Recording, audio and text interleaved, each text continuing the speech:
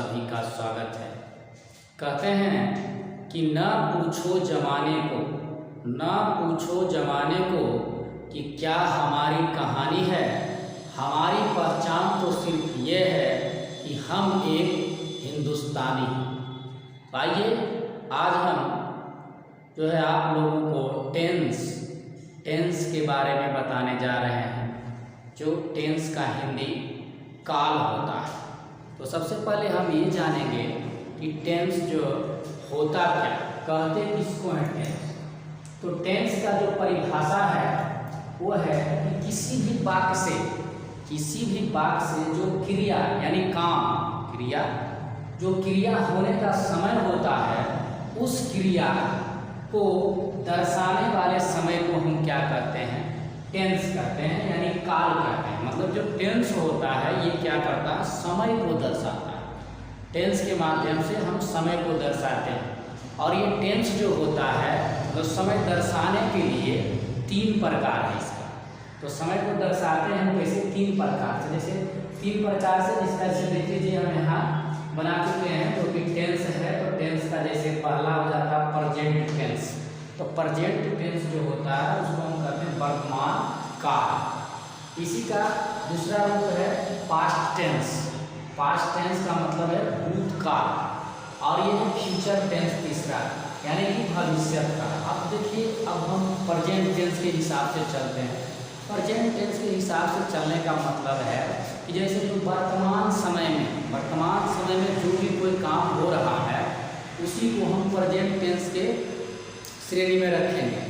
और जैसे भूतकाल आ रहा है तो भूतकाल में देखिए क्या है कि भूतकाल पास्ट टेंस में जाता है। तो पास्ट टेंस के हिसाब से अगर देखते हैं तो ये क्या होता है, जो बीत चुका है, यानी जो समय बीत गया उसको क्या कहते हैं, पास्ट टेंस में। और तीसरा है फ्यूचर टेंस, यानी भविष्यत काल। तो भविष्यत काल का मतलब है कि जो भविष्य में होने वाला है, जो काम भविष्य में होगा उसे क्या कहते हैं कि भविष्यत काल, यानी कि फ्यूचर टेंस के श्रेणी में उसको रखेंगे। अब जो होता है क्या है कि ऐसे तो ये तीनों का जो है 4 भेद होता है, यानी ये तीनों जो है 4 प्रकार के होते हैं। तो जिसमें जो है ऐसे हम अगर प्रेजेंट इंडेफिनिट का यहाँ लिख चुके हैं तो प्रेजेंट इंडेफिनिट के बारे में अगर जान जाते हैं तो उसके हिसाब से ही जो आपका पास्ट हो जाएगा, फ्यूचर हो जाएगा, सबका सेम ही होता है। सिर्फ उसमें वही होगा कि इसे पास्ट लग जाएगा। जैसे हम आपको जैसे देखिए प्रेजेंट इंडेफिनिट का बता रहे हैं। तो प्रेजेंट इंडेफिनिट क्या होता है, जैसे प्रेजेंट इंडेफिनिट टेंस। तो प्रेजेंट इंडेफिनिट टेंस में क्या होता है, इसका अगर हिंदी भी जानना चाहते हैं तो ये होता है निश्चित वर्तमान का। जैसे मतलब कोई कहता है कि डिफिनिट कहने का मतलब है मैंने निश्चित, और यहाँ है इनडिफिनिट, यानी इनडिफिनिट के मतलब अनिश्चित। तो डिफिनिट का मतलब निश्चित हुआ, इनडिफिनिट हो गया। तो ऐसे भी देखते हो कि गांव में या कहीं पर भी जो होता है या शहर में कहीं पर भी जो होता है कि डिफिनिट शब्द जो होता है अनपढ़ लोग ही बोल सकते हैं। कहते हैं कि अब किसी को आना होता है, कहते हैं कि हाँ डिफिनिट आएंगे। तो डिफिनिट आने का मतलब है कि निश्चित।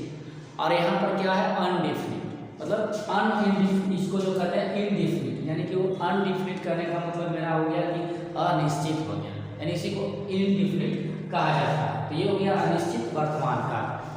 उसके दूसरा जो है प्रेजेंट कंटिन्यूअस टेंस। वैसे तो कंटिन्यूअस के मतलब क्या होता है, कंटिन्यू जिसको कहते हैं, यानी लगातार चल रहा है। तो ऐसे इसका जो हिंदी हो जाता है अपूर्ण वर्तमान काल। इसमें क्या होगा कि लगातार कोई भी काम हो रहा है उससे पता चलेगा। तीसरा है प्रेजेंट परफेक्ट टेंस। परफेक्ट का मतलब समझ लीजिए कि परफेक्ट कोई भी काम परफेक्ट, यानी परफेक्ट का मतलब होता है पूरा, जो अच्छा रहता है जिसको हम कहते हैं परफेक्ट है। तो परफेक्ट का मतलब पूर्ण, कोई भी चीज़ में अपने आप में क्या होता है, पूर्ण होता है। तो इसीलिए इसको जो है हिंदी में पूर्ण वर्तमान काल कहा गया है। उसके बाद जो है कि प्रेजेंट परफेक्ट कंटिन्यूअस टेंस। तो प्रेजेंट परफेक्ट का मतलब तो पूर्ण हो गया, कंटिन्यूअस का मतलब होता है अपूर्ण, यानी लगातार वो चलते रहेगा। तो उसके हिसाब से जो होता है कि प्रेजेंट परफेक्ट कंटिन्यूअस टेंस, यानी पूर्ण जो है अपूर्ण वर्तमान काल इसको कह सकते हैं, पूर्ण अपूर्ण वर्तमान काल। और इसी तरह से जो है इसी पर जैसे हम यहाँ नोट में लिख दिए, इसी प्रकार से जो है पास्ट तथा फ्यूचर टेंस के भी 4 भेद होते हैं।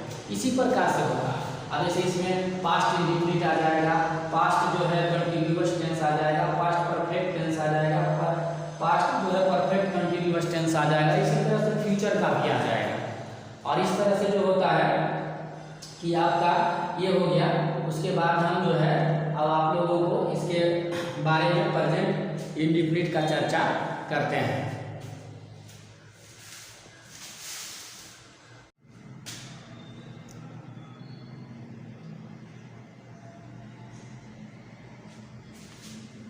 हाँ, तो देखिए प्रेजेंट इंडेफिनिट टेंस यानी पहला जो है हम जैसे चारों टेंस के बारे में बताए कि 4 प्रकार का होता है, तो उसमें प्रेजेंट इंडेफिनिट के बारे में हम चलते हैं। तो इसमें जैसे सबसे पहले हम जानेंगे से पहचानते कैसे हैं। तो प्रेजेंट इंडेफिनिट टेंस को जो पहचानने का तरीका है, जैसे जिस हिंदी वाक्य क्रिया के अंत में ता हूँ, ती हूँ, ते हैं, ती हो, ती है, ते हो इत्यादि जो भी लगा रहे, अगर उस तरह का जो है हमको इंग्लिश में अनुवाद अगर बनाना होगा तो उसके लिए क्या करते हैं, प्रेजेंट इंडेफिनिट टेंस का प्रयोग किया जाता है।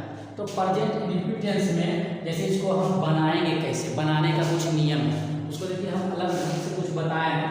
तो बनाने का जो नियम है, पहचानने का तरीका हो गया, ता ती तू ते लगा हुआ रहेगा, तो उस तरह के वाक्य को हम देखेंगे तो समझ जाएंगे प्रेजेंट इंडेफिनिट टेंस का वाक्य है। और इसी को जैसे हम बनाएंगे, बनाने का जो नियम है वो है सबसे पहले हम क्या करेंगे, सब्जेक्ट को लिखेंगे, यानी ये हो गया सब्जेक्ट आपका।